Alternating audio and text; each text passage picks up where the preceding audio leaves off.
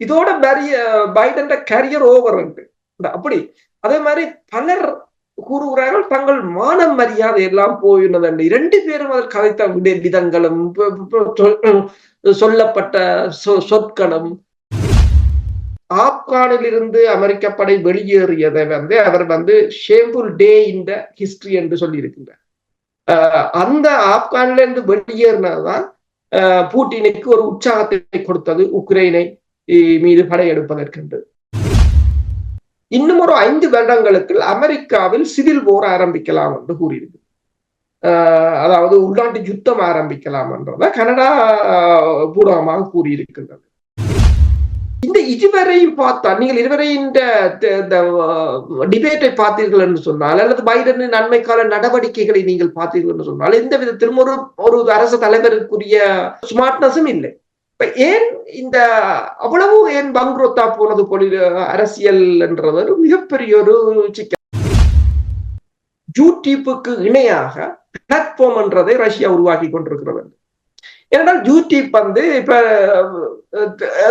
எங்களுக்கு கூட இப்ப தேசிய தலைவற்ற படத்தை போட்டா உங்களை தடை செய்வார்கள், கொடியை போட்டால் தடை செய்வார்கள். அவர்கள் சொல்பவரைத்தான் நீங்கள் தலைவராக ஏற்க வேண்டும்.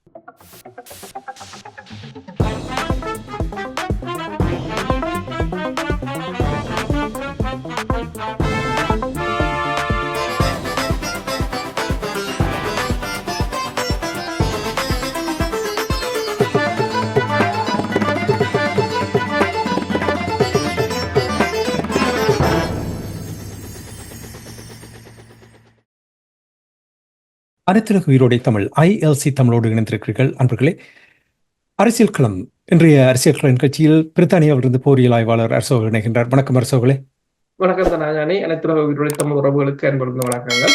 தேர்தல் தொடர்பாக பார்ப்போம். தேர்தல் என்று சொல்லும் பொழுது இந்த ஆண்டின் ஆரம்பத்தில் நாங்கள் கூறியிருந்தோம் 60 நாடுகளில் தேர்தல்கள் நடைபெறப் போகின்றது. இந்த ஆண்டு ஒரு தேர்தல் ஆண்டாக அமைந்திருக்கின்றது என்று கூறியிருந்தோம். பிரான்ஸ் கூட அங்கே இணைந்திருக்கின்றது.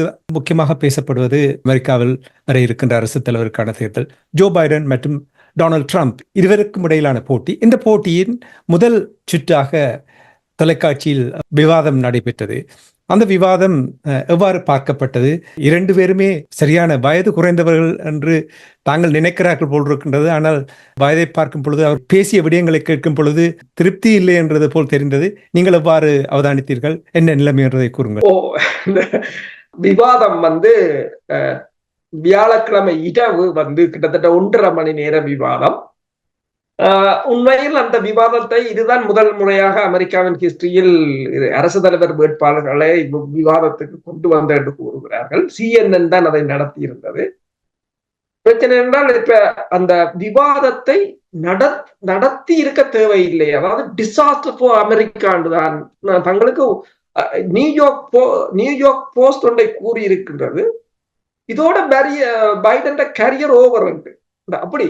அதே மாதிரி பலர் கூறுகிறார்கள் தங்கள் மானம் மரியாதை எல்லாம் போயினது. இரண்டு பேரும் அதில் கதைத்த விதங்களும் சொல்லப்பட்ட சொற்களும் அதில் பலவற்றுக்கு பைடன் என்ன கதைக்கிறார் என்று தெரியாமல் கதைத்ததும், சில இடங்களில் ஃப்ரீஸ் ஆகி நின்றதும், பல இடங்களில் கேட்ட கேள்விக்கு வேற பதிலை கூறியதும் என்று சொல்லி ஒரே அல்லோலமாகத்தான் இந்த நிகழ்வு முடிந்திருக்கின்றது. இந்த நிகழ்வு முடிந்த பிற்பாடு உடனடியாகவே CNN ஒரு கருத்து கணிப்பை நடத்தியிருந்தது.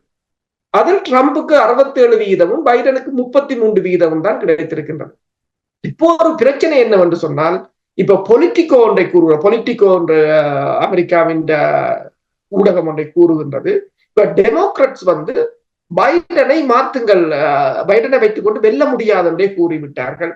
அதாவது டோனர்ஸ், அதாவது அந்த கட்சிகளுக்கு நிதி கொடுப்பவர்கள் கூட, நிதி கொடுக்கிறவர் ஒருவர் அந்த ஊடகத்துக்கு கூறியிருக்கின்றார், the worst performance in the American history என்றுதான் கூறியிருக்கின்றார். கூறுறது மட்டுமல்லாது இவரை மாற்றிவிட்டு மேரிலாண்ட் கவர்னர் பெஸ் மூரை போடுங்கோ, இல்லை என்று சொன்னால் மிச்சிகன் கவர்னர் கிரஞ்சித் அவரை போடுமாறு கூறியிருக்கு. ஆனால் நீங்கள் இவர்கள் இருவரின் விவாதத்தை நீங்கள் பார்த்தீர்கள் என்று சொன்னால், பைடன் ஒன்றை கூறியிருக்கின்றார், உக்ரைன் போரை தாங்கள் வெற்றிகரமாக கையாண்டு வருவதாகவும், உக்ரைன் விழுந்தால் போலந்துக்கு என்ன நடக்கும் என்று உங்களுக்கு தெரியும் தானே என்றும், நேட்டோவில் இருந்து தங்களை வெளியேற சொல்கிறார் ட்ரம்ப். ஆனால் நேட்டோவிலிருந்து நாங்கள் வெளியேறினால் அடுத்தது போலந்து விழும், அடுத்தது ஐரோப்பா விழும் என்று தந்த பாணியில் பேசியிருக்கின்றார்.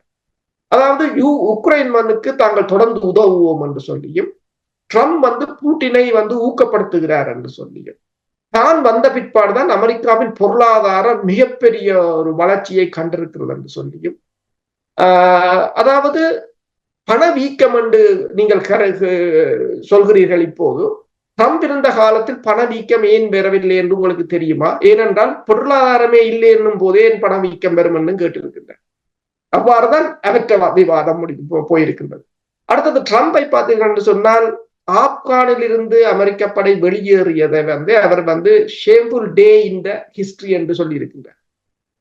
அந்த ஆப்கானில இருந்து வெளியேறினதுதான் பூட்டினுக்கு ஒரு உற்சாகத்தை கொடுத்தது உக்ரைனை மீது படையெடுப்பதற்கென்று. அடுத்ததாக சைனா, வடகொரியா, ரஷ்யாவை போருக்கு இழுத்து 3வது உலக போரை பைடன் மேற்கொள்ள முற்படுகிறார் என்றும், தான் பதவிக்கு வந்தால் உக்ரைனுக்கு தொடர்ந்து உதவப் போவதில்லை என்று சொல்லியும், உக்ரைன் போரை உடனடியாகவே முடிப்பேன் என்று சொல்லியும் கூறியது. அதாவது யுஎஸ் அமெரிக்கா ஒரு தேர்ட் வேர்ல்ட் கண்ட்ரி என்ற நிலையில இப்ப இருக்கு என்று சொல்லியும், யுஎஸ்க்கு அமெரிக்காவுக்கு இது ஒரு மிகப்பெரிய ஒரு பேரழிவான காலம் என்று சொல்லியும், உக்ரைன் தோத்து கொண்டிருக்கின்றது, உக்ரைன் ஒருபோதும் வெல்ல போவதில்லை, அதுக்கு ஏன் நாங்கள் உதவ வேண்டும் என்றதும் அவரின் விவாதமாக இருக்கின்றது. இதில் பல இடங்களில் இருவரும் அவர்களின் பர்சனல் விஷயங்களை கூட அதில் கதைத்தும் இருக்கிறார்கள். அப்ப இதற்கு பிறகு பார்த்தீங்கன்னு சொன்னால், இப்ப கிட்டத்தட்ட இவர்கள் இதை பைடன் இந்த பொருளாதாரம் பற்றி கதைத்துக் கொண்டிருக்கிறார்கள். தனது பொருளாதாரம் மிக உச்சத்தில் நிற்கின்றது, தான் பொருளாதாரத்தை கட்டி எழுப்பினேன் என்று. ஆனால் அதே நேரம் IMF ஒன்று சொல்லி இருக்கின்றது, கிட்டத்தட்ட அமெரிக்காவின் கடன் 35 ட்ரில்லியனை எட்டி இருக்கின்றது. 2022ஆம் ஆண்டு 1.4 ட்ரில்லியனால உயர்ந்தது. இப்போது 2023ஆம் ஆண்டு 1.7 ட்ரில்லியனால உயர்ந்திருக்கின்றது. இது அமெரிக்காண்ட பொருளாதாரத்துக்கு மட்டுமல்ல, உலக பொருளாதாரத்துக்கும் மிகப்பெரிய ஒரு ஆபத்தாக மாறிக்கொண்டிருக்கின்றது. அதாவது பட்ஜெட் டெபிஷன் 1.9 ட்ரில்லியன், அதாவது அமெரிக்காவின் GDP 7% என்றும் அவர்கள் அதை கூறியிருக்கின்றனர். அப்ப அதைத்தான் இவர் கூறுகிறார். ட்ரம்ப் என்ன கூறுகிறார் என்றால், இவர்கள் முழுக்க பொய்யை கூறுகிறார்கள் என்று, ஒருபோதும் இவர்கள் உண்மையை கூறியதில்லை என்றும் கூறியிருக்கின்றார். இப்ப இது உலகம் முழுத்திலும் இது ஒரு நகைப்புக்கிடமான ஒரு டிபேட்டாகத்தான் இந்த 1.5 மணித்தியாலமும் கலைஞ்சிருக்கு. இதே நேரத்தில் இப்ப உங்களுக்கு தெரியும், 2020ஆம் ஆண்டு நடந்த தேர்தலின் பொழுது டொனால்ட் ட்ரம்ப் பொறுத்தமட்டில் அந்த தேர்தல் முடிவுகளை ஏற்றுக்கொள்ளாத ஒரு நிலைமை இருந்தது. அதனால்தான் அந்த கேபிட்டல் ஹில் என்ற அந்த பகுதியில் காடியர்களுடைய அட்டகாசத்தை உலக மக்கள் எல்லோருமே பார்த்தார்கள். காட்சியூடாக அவர்கள் எதிர்பார்க்கவில்லை அமெரிக்காவில் இப்படி ஒரு சம்பவம் நடக்கும் என்று. ஆனால் அவர்களுடைய நிலைமைகளை அப்பொழுதே வெளிப்படுத்தி விட்டார்கள். இது தொடர்பாக நிச்சயமாக கேள்விகள் எழுப்பியிருப்பார்கள். இந்த கேள்விகள் தொடர்பாக அவர் என்ன கருத்தை கூறினார்? அவர் அது தொடர்பாக என்ன பிரச்சனை என்று சொன்னால், இதில் பைடன் தோத்ததுக்குரிய காரணம், பைடனால் பெரும் அளவில் இவ்வாறான கேள்விகளை அவரை கேட்கவும் அவரால் இயலவில்லை. அவர் பல இடங்களில் ஃப்ரீஸ் ஆகி நின்று விட்டார். ஃப்ரீஸ் ஆகி நின்றது மட்டுமல்லாது, இப்ப அபோர்ஷன் பிரச்சனை தொடர்பான கேள்விகளுக்கு கூட அவர் இல்லீகல் இமிகிரண்டை பற்றி தான் கதைத்துக் கொண்டிருந்தார்.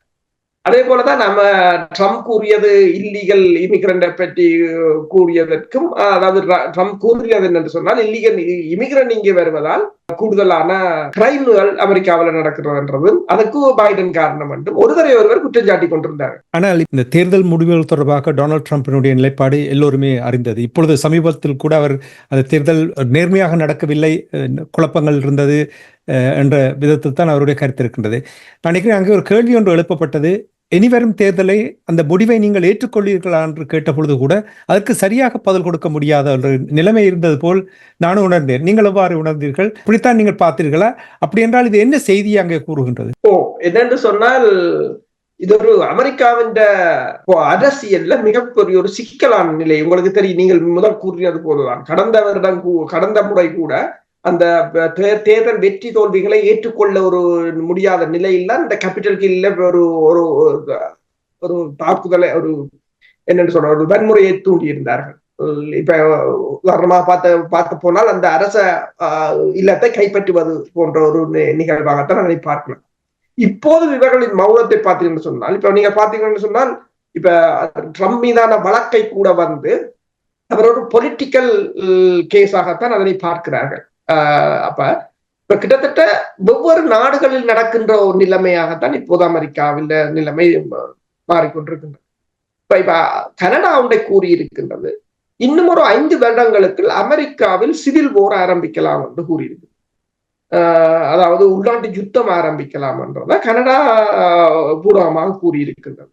என்னும் போது இந்த இவர்கள் இந்த மௌனமும் சரியா, நான் நினைக்கிறேன் அந்த ஒரு வன்முறையாக பதவியை கைப்பற்ற தோல்வியை ஏற்றுக்கொள்ள முடியாது, அல்லது தோல்வியை ஒருவரை ஒருவர் குற்றம் சுமத்தி தனது வாக்குகளை சரியாக எண்ணவில்லை. அவ்வாறுதான் முதல் நடைபெற்ற தேர்தலில் உலக நாடுகளில் எல்லா நாடுகளிலும் நடக்கின்ற தேர்தல்களில் இவர்கள் மூக்கை நுழைத்து ஏதோ ஒரு விதத்தில் குழப்பங்களை ஏற்படுத்தி விடுவார்கள்.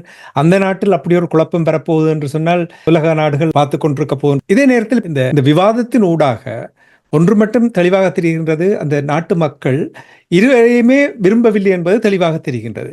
ஆனால் அங்கே என்ன செய்வது என்று தெரியாத ஒரு நிலைமை இருக்கின்றது. இதனால் தான் நீங்கள் டெமோக்ராட்டிக் பார்ட்டியில் வந்து மாற்றுவதற்கான வழிகள் இருக்கின்றா என்று பார்க்கின்ற இந்த நேரத்தில் அந்த மக்கள் எவ்வாறு இந்த தேர்தலை எதிர்கொள்ள போகிறார், இது என்ன செய்வது என்று தெரியாமல் எல்லாத்தையும் விட்டுவிட்டோம். தேர்தல் முடிவை அவர் ஏற்கப் போவதில்லை. அவருக்கு சாதகமாக வந்தால் டொனால்ட் ட்ரம்ப் அவர்கள் தனக்கு சாதகமாக வந்தால் அதை ஏற்பதற்கு தயார், தோற்றால் என்றால் அந்த தேர்தலை ஏற்றுக்கொள்ளப் போவதில்லை.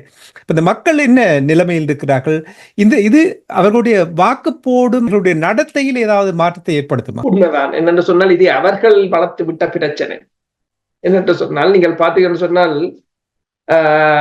இந்த தேர்தல்ல இப்ப ஒரு தாங்கள், அதாவது அமெரிக்க வந்தவர்கள் எல்லாம் கூறிய பொய்களை நம்பி, அமெரிக்கா முன்னணியில் நிற்கிற நம்பி மேற்கொண்டு சிந்திக்காமல் விட்டதுதான் இந்த பிழை. இப்ப வேற பாத்தீங்கன்னு சொன்னால் பிரித்தானியாவை நீங்கள் எடுத்து பார்க்கலாம். பிரதமர் மாறின போது கன்சர்வேட்டிவ் கட்சி, அதாவது போரிஸ் ஜோன்சன் வெளியேறிய போது அந்த நாட்டை பொறுப்பெடுப்பதற்கு ஒருத்தரும் இல்லை என்று ஒரு நிலை. என்ன அரசு பொலிட்டிக்கல் வேக்யூம் என்று தான் கூறுவது. அந்த நிலையில் தான் ரிஷி சுனாக்கை கொண்டு வந்தார்கள். அப்ப இப்பயும் பாத்தீங்கன்னு சொன்னால் இந்த இதுவரையும் பார்த்தா, நீங்கள் இதுவரை இந்த டிபேட்டை பார்த்தீர்கள் என்று சொன்னால், அல்லது பைடனின் நன்மைக்கால நடவடிக்கைகளை நீங்கள் பார்த்தீர்கள் என்று சொன்னால், எந்த விதத்திலும் ஒரு அரசு தலைவருக்குரிய ஸ்மார்ட்னஸும் இல்லை. இப்ப ஏன் இந்த அவ்வளவு ஏன் பங்குரோத்தா போனது அரசியல் என்றது மிகப்பெரிய ஒரு சிக்கல். இப்ப அவர்கள் ஒன்றை கூறுகிறார்கள், இதற்கு பின்னால் ரஷ்யாவும் சீனாவும் நிற்கின்றது, ரஷ்யாவும் சீனாவும் நிற்கிறது சொல்ற ஒருவேளை அதுவும் எனக்கே ஒரு சந்தேகமா தான் இருக்கு. உண்மையில் இவ்வாறுதான் பலவீனப்படுத்தி விட்டார்களோ என்ற ஒரு ஐயம் மட்டுமில்ல. வெள்ளக்காரர் பொய் சொல்ல மாட்டார்கள், களவு செய்ய மாட்டார்கள், நேர்மையானவர்கள் என்று சொல்லுவார்கள். அவர்களுடைய பழமைவாதி கட்சியிலிருந்து 4 பேரை அடையாளம் கண்டிருக்கின்றார்கள். இந்த தேர்தல் தொடர்பாக சூதாடுவதில் ஏற்கனவே அவர்களுக்கு தெரிந்து போய் காசை போட்டு அதில் வெற்றி பெற்றிருக்கிறார்கள். வெள்ளை இனத்தினுடைய உண்மையான நிலைமை என்பதை சுட்டிக்காட்டியிருக்கிறார்கள், சமூக வலைத்தளங்களூடாக சுட்டிக்காட்டியிருந்தார்கள். அதைத்தான் நான் இங்கே எங்களுடைய உறவுகளுக்கு தெரியப்படுத்த நாங்கள் இதை கற்றுக்கொள்ள வேண்டும் என்றால் எங்களிடம் ஒன்று திணிக்கப்பட்டிருக்கின்றது. அதாவது வெள்ளை இனத்தவர்கள் சொன்னால் அது சரியா இருக்கும், அவர்கள் ஸ்மார்ட்டானவர்களும் ஜெனிவின் ஆனஸ்டியான ஆக்களும் என்றுதான் எங்களுக்கு எல்லாம் கற்பித்து தந்தவர்கள். இதை நாங்கள் புரிந்து கொள்ள சமூக வலைத்தளங்களூடாக நிறைய பேர் அதை போட்டிருந்தார்கள். அதை இங்கே சொல்வது பொருத்தமாக இருக்கும் என்று நம்புகிறேன். இல்ல உண்மைதான். என்னடா அதை நாங்கள் அதை உண்மையை நாங்களாவது உரைத்தால்தான் நாங்கள் ஏமாந்தது போல் எங்கள் அடுத்த சந்ததி ஏமாறாமல் இருக்கு. அல்லது நாங்கள் அதுகளையும் ஒரு மாயைக்குள் தள்ளி நாங்கள் ஏமாந்தது போல் ஒரு படுகொலிக்குள் தள்ளுவதாகத்தான் இருக்கும். நாங்கள் இவ்வாறு கட்டி எழுப்பி மாயைகளை கட்டி எழுப்பி விட்டு அதுகளும் குழந்தைகள் அதுகளைத்தான் நம்பும்.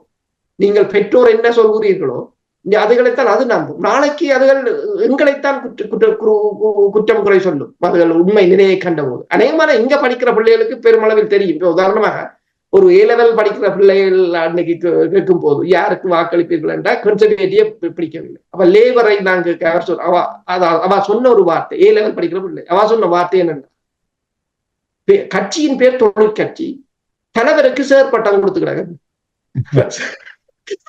அப்ப என்னடா சேர் பட்டம் வந்து ஒரு கோடீஸ்வரருக்கு வழங்குற பட்டமாக தான் இங்க இப்ப இருக்கிறது. அப்ப ஒரு கோடீஸ்வரர் ஒரு தொழிற்கட்சி இந்த தலைவராக இருக்கிறார்ன்றத அவர் மறைமுகமாக அந்த பிள்ளை சொல்லுது. எங்களை விட அதுகள் எல்லாத்தையும் வாசிக்குதுகள், எல்லாத்தையும் விளங்குதுகள், அது மட்டுமில்லை, இந்த தொழில்நுட்பத்தினூடாக எவ்வளவு விடயங்கள் வெளிப்பட்டு கொண்டு வருகின்றது. இவ்வளவு காலாகாலமாக இவர்கள் எவ்வாறு தங்களுடைய மக்களை மட்டுமில்ல வேறு வேறு நாடுகள் இருக்கின்றவர்களையும் ஏமாற்றி கொண்டு வந்திருக்கின்றார்கள் என்பதை இவ்வளவு விடயங்களும் இனி ஜூலியன் அசாஞ்சினுடைய அந்த விக்கிலீக்ஸ் அதனூடாக வெளியிட்ட விடயங்கள் எல்லாமே இவ்வளவு தெளிவாக கூறிக்கொண்டு வருகின்றது. இவர்களுடைய அந்த பின்னணியில் எவ்வளவு திட்டங்களோடு செயல்பட்டிருக்கிறார்கள் என்ற விடயங்களை இப்பொழுது கேட்கும் பொழுது நம்பவே முடியாமல் இருக்கிறது இல்லையா? உண்மைதான். இப்ப அதுக்குத்தான் இப்ப உலகம் இப்ப பொருளாதாரம் முந்தி உலகத்தின் பொருளாதாரத்தை தீர்மானித்தது ஒரே ஒரு சக்தி தான், G7 என்றது. இப்ப எல்லா நாட்டு ராஜதந்திரிகளும் ஒத்துக்கொள்கிறார்கள். இப்போது பொருளாதாரம் ஸ்பிளிட் பண்ணிட்டு ரெண்டாக, G7 ஒரு பக்கம், பிரிக்ஸிட் ஒரு பக்கம் என்று சொல்லி இனிமேல் அந்த டொமினேட் பண்ண முடியாது. அப்ப நான் வெள்ளிக்கிழமை ஒரு செய்தி பார்த்தேன். இந்த டாஸ் என்ற ஊடகம் ஒன்றை வெளியிட்டு இருந்தது. யூடியூப்புக்கு இணையாக பிளாட்ஃபார்ம் என்றதை ரஷ்யா உருவாக்கி கொண்டிருக்கிறது. ஏனென்றால் யூடியூப் இப்ப எங்களுக்கு கூட இப்ப தேசிய தலைவற்ற படத்தை போட்டா உங்களை தடை செய்வார்கள், கொடியை போட்டால் தடை செய்வார்கள். அவர்கள் சொல்பவரைத்தான் நீங்கள் தலைவராக ஏற்க வேண்டும், அவர்கள் சொல்வதைத்தான் நீங்கள் சொல்ல வேண்டும். அதைத்தான் இப்ப நீங்கள் தெளிவாக கூறுகிறீர்கள். அதாவது நாங்கள் சமூக வலைத்தளங்கள் வருவதற்கு முன்னதாக இவ்வாறு கட்டுப்பாட்டில் வைத்திருக்க வேண்டும் என்று அவர்கள் செயல்பட்டதை இப்பொழுது இந்த சமூக வலைத்தளம் தெளிவாக அதை எடுத்துக்கூட்டி காட்டுகிறது இல்லையா? உண்மைதான்.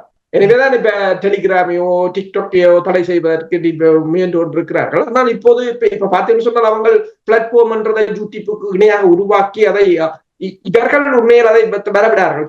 தடை செய்தாலும் ஆசியா, ஆப்பிரிக்கா, அரபு நாடுகளில் அது பாப்புலர் ஆகிச்சது என்று சொன்னால் அது மிகப்பெரிய ஒரு அடுத்த பக்கத்தின் செய்தியை சொல்லும் என்னும் போது அந்த உலகத்தை முந்தின மாதிரி ஏமாற்ற முடியாத ஒரு நிலைமை. நிச்சயமாக சிறப்பு. எங்களுடைய உலக அரசு தலைவர்களுடைய மேற்கத்திய நாடுகளுடைய வண்டவாளத்தை என்று ஓரளவுக்கு இன்னும் பார்க்கக்கூடிய இருந்தது. தொடர்ச்சியாக சந்தர்ப்பங்கள் கிடைக்கும் பொழுது நாங்கள் அவற்றை பார்ப்போம். பிரித்தானியாவில் நடைபெற இருக்கின்ற தேர்தல் ஜூலை 4 நடைபெற இருக்கின்றது. அமெரிக்காவில் நடைபெற இருக்கின்ற அரசு தலைவருக்கான தேர்தல் நவம்பர் மாதத்தில் நடைபெற இருக்கின்றது என்பதையும் நாங்கள் இனிவரும் காலங்களில் அந்த தேர்தல் தொடர்பான விடயங்களையும் உங்களுக்கு எடுத்து வருவோம் என்று கூறிக்கொண்டு இன்றைய அரசியல் கலை நிகழ்ச்சியை தொடர்ந்து நிறைவு கொண்டு வருவோம். நன்றி, வணக்கம் அரசவர்களே. நன்றி.